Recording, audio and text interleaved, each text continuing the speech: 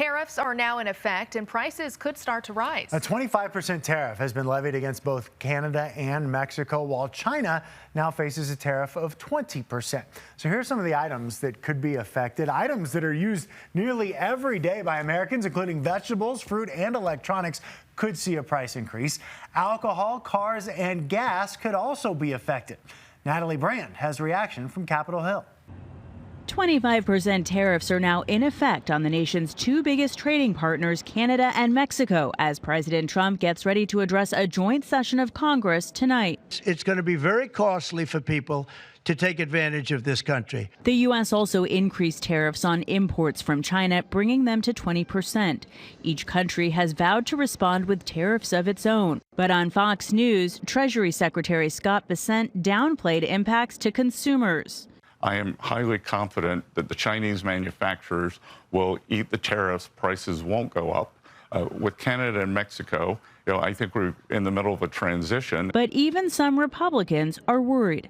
Maine's economy is very integrated with Canada. Certain Maine products, such as lobster and blueberries, are often processed in Canada and then come back into the United States. So that was Natalie Brand reporting. The reaction from international leaders was swift after these tariffs went into effect. Canadian Prime Minister Justin Trudeau doubling down, saying Canada will never be the 51st state and vowing to retaliate. It's an example of not really being able to see what it is that he wants, because even the excuse that he's giving for these Paris tariffs today of fentanyl is completely bogus, completely unjustified, completely false. So we actually have to fold back on the one thing he has said repeatedly, that what he wants is to see a total collapse of the Canadian economy. Mexico's president also sharply condemning the tariffs, saying Mexico has collaborated with the U.S. many times. Claudia Sheinbaum says Mexico is also planning to respond with tariff and non-tariff measures. She also said decisive actions were taken against crime and fentanyl trafficking in the last 30 days. And we are already seeing some impacts from all of this. Wall Street saw more losses today, with the S&P 500 wiping out all the gains since Election Day. The Dow and NASDAQ dropping as well. Today, Target's CEO warned its shoppers could see prices go up in the next couple of days.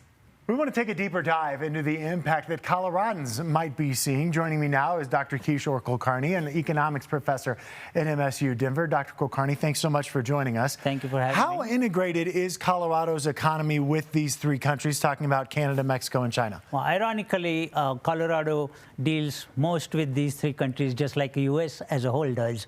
So out of Colorado's trade, about 50 to 60% goes to these three countries. So we are quite integrated with those. That being said, what are the potential impacts that Coloradans can expect with these new tariffs going into place? Well, without doubt, we are getting ready to pay higher prices.